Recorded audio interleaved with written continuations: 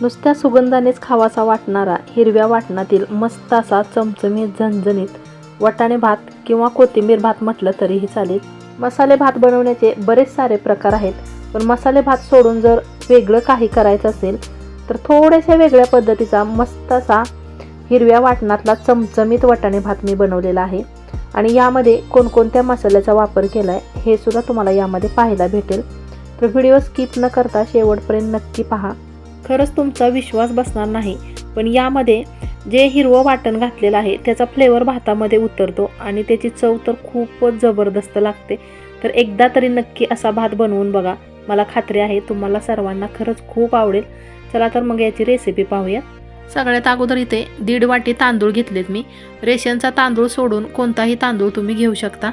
तांदूळ स्वच्छ धुवून पाण्यामध्ये भिजत ठेवायचा आहे थोडा वेळ। तांदूळ चांगला भिजतोय तोपर्यंत बाकीची तयारी करूया। वाटण बनवायचं आहे, त्यासाठी पहा इथे मी साधारण 1 प्लेटभर कोथिंबीर घेतली आणि त्याच्या कोवळ्या काड्या असतात ना, त्या काड्या सुद्धा घेतलेल्या आहेत। त्यानंतर पुदिना घेतलाय, पण पुदिन्याचं प्रमाण थोडंसं कमी घ्यायचं, जेवढी कोथिंबीर असेल त्यापेक्षा कमी घ्या।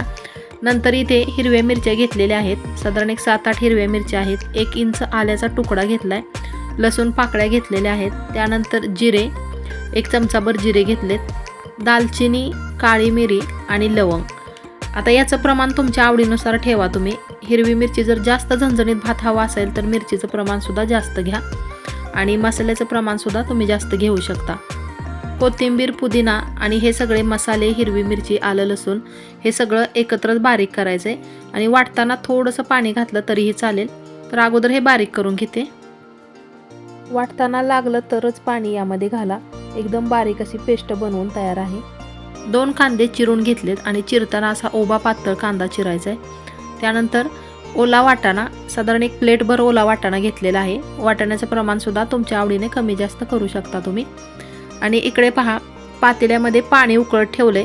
जेवढा तांदूळ घेतलाय त्याच्या दुपटीने पाणी ठेवायचंय। तर 1.5 वाटी तांदूळ घेतला होता, 3 वाटी पाणी मी उकळत ठेवले। कढईमध्ये तेल गरम करायला ठेवलेलं आहे। आता मस्त अशी दणदणीत फोडणी करायची आहे। फोडणीसाठी 1 चमचाभर मोहरी घातली।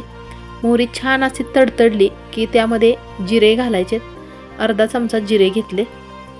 जिरे सुद्धा छान असे फुलले की त्यामध्ये तमालपत्र घालायचं आहे, म्हणजे तेजपत्ता घालायचा आहे। आणि त्यानंतर घालायचा आहे कढीपत्ता। कढीपत्त्याने सुद्धा खूप छान असा स्वाद येतो। अगदी थोडंसं हे परतून घ्यायचं आहे। फोडणी देताना नेहमी गॅसची फ्लेम कमी ठेवायची। तर यामध्ये कांदा घातला चिरलेला। भात मी कढईमध्ये बनवते त्यामुळे तांदळाच्या दुपटीने पाणी याला लागणार आहे। आणि हाच भात जर तुम्हाला कुकरमध्ये बनवायचा असेल तर जेवढे तांदूळ असतील त्याच्या 1.5 पट पाणी कुकरमध्ये घाला। कांदा लगेच परतावा यासाठी अगदी थोडंसं यामध्ये मीठ घालायचं। मीठ घातल्यामुळे कांदा लगेच परतला जातो। हलकासा लालसर कलर येईपर्यंत कांदा परतून घ्यायचा आहे।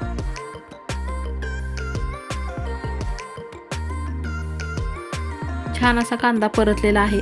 यामध्ये घालायचे आहेत वाटाणे। ओला वाटाणा असल्यामुळे पटकन शिजला जातो आणि वाटाणा घातल्यानंतर मस्त असं हे परतून घ्यायचे।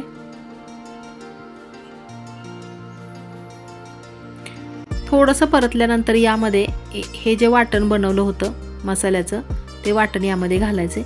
एकदम पौष्टिक भात तयार होणार आहे, कारण यामध्ये भरपूर कोथिंबीर, त्यानंतर पुदिना सुद्धा घातलाय आणि तुमच्या आवडीनुसार यामध्ये अजून भाज्या तुम्ही घालू शकता।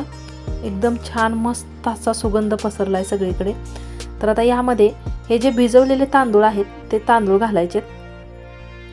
जर भात चिकट होणारा असेल, म्हणजे चिकट भात होणारा तांदूळ तुमच्याकडे असेल तर तांदूळ भिजत ठेवू नका, नुसते तांदूळ धुवून ठेवले तरीही चालेल।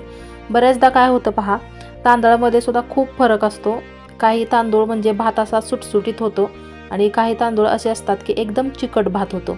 मग अशा वेळेला तांदूळ भिजत न ठेवता नुसते तांदूळ धुवून तसेच ठेवायचे। त्यातलं पूर्ण पाणी निथळल्यानंतर असं फोडणीमध्ये घालायचे तांदूळ। 1-2-3 मिनिटासाठी हे तांदूळ असेच परतून घ्यायचे। परतून झाल्यानंतर यामध्ये 1 चमचाभर गरम मसाला, तुम्हाला जर गरम मसाला घालायचा नसेल तर बिर्याणी मसाला घाला। यामध्ये एकच मसाला मी वापरला, जास्त मसाल्याचा वापर केलेला नाही, कारण जी ग्रेव्ही बनवली होती त्यामध्ये थोडेसे मसाले वापरलेले आहेत।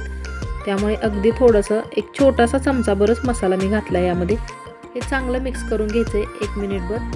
तुम्हाला माझ्या रेसिपीज आवडतात का? जर आवडत असतील तर माझ्या चॅनलला लाईक करा जास्तीत जास्त लोकांना शेअर करा आणि आपल्या चॅनेलला सबस्क्राईब करायला विसरू नका. इकडच्या साईडला बघा पाणी उकळत आलेलं आहे. तर हे उकळलेलं पाणी यामध्ये घालायचं आहे. कधी पण लक्षात ठेवायचं, थंड पाणी नाही घालायचं, गरम पाणी किंवा उकळलेलं पाणीच यामध्ये घालायचं. भात पण अगदी पटकन शिजला जातो आणि त्याची चवसुद्धा खूप वेगळी लागते, टेस्टी भात होतो. त्यामुळे गरम पाणीच घालायचं यामध्ये. तर हे चांगलं मिक्स करून घेते. आता यामध्ये सगळ्यात शेवटी घालायचं आहे चवीनुसार मीठ. आणि बघा कांदा भाजताना सुद्धा थोडंसं मीठ घातलं होतं, त्यामुळे जेवढं पाण्याचं प्रमाण आहे त्यानुसारच मीठ घाला. मीठ घातल्यानंतर सुद्धा एकदा मिक्स करून घ्यायचं चांगलं. खरंच मस्त असा ह्याचा स्वाद एवढा छान यायला लागला आहे भाताचा. अजून भात शिजायचा आहे तोपर्यंत सुगंध सगळीकडे दरवळायला लागला आहे. तर याला उकळी आल्यानंतर यावरती झाकण ठेवायचं आहे आणि गॅसची फ्लेम कमी ठेवायची आहे, नाहीतर भात खालून असा करपला जाऊ शकतो. मंद आचेवरती 1-5 मिनिट असं झाकून ठेवायचं आणि अधूनमधून झाकण काढून चेक करायचं. 5 मिनिट झालेले आहेत आणि एकदा झाकण काढून चेक करते. भातावरती पहा वाटाणे आणि मसाल्याचा थर सगळा असा वरती आल्यासारखा दिसतोय. त्यामुळे भात चांगला एकदा मिक्स करून घ्यायचा आहे उलटण्याने. आणि अजून एक महत्त्वाचं सांगायचं राहिलं, यामध्ये जर तुम्हाला लिंबू आवडत असेल, म्हणजे थोडासा आंबूस भात हवा असेल, तर असं वरून तुम्ही लिंबूसुद्धा पिळू शकता. लिंबू पिळून चांगलं मिक्स करून घ्यायचं आहे. नंतर पुन्हा अजून यावरती थोडा वेळ झाकण ठेवायचं आहे. आणि भात जर जास्त सुटसुटीत वाटत असेल तर अगदी थोडंसं पाणी या ताटामध्ये घाला, जेणेकरून खालच्या वाफेमुळे ते पाणी गरम होतं आणि गरम झाल्यानंतर साईडने यामध्ये घालता येतं. थंड पाणी जर तसंच यामध्ये घातलं तर भाताचे तुकडे पडू शकतात, म्हणजे तांदळाचे. त्यामुळे पाणी गरम करूनच असं साईडने थोडंसं घालायचं असं. आणि पाणी घातल्यानंतर पुन्हा एकदा भात मिक्स करून घ्यायचं आहे. शक्यतो वरून पाणी घालण्याची गरज नाही भासत, पण आमच्याकडे जास्त सुटसुटीत भात नाही आवडत, थोडासा असा चिकट आवडतो.